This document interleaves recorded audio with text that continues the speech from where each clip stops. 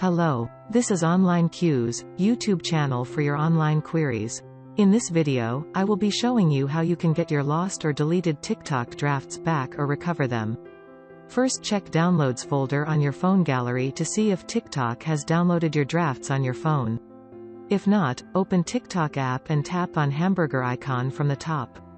Then select Settings and Privacy. Scroll down and tap on Report a Problem.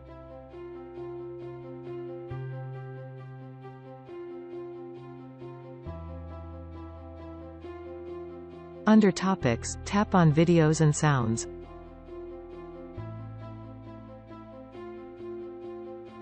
Now scroll down and select Drafts, then tap on Missing Drafts. Select No and Need More Help to move on to your next step. Now explain your draft's been missing problem, then submit. You should get a response within 24 hours from TikTok and your drafts will be restored.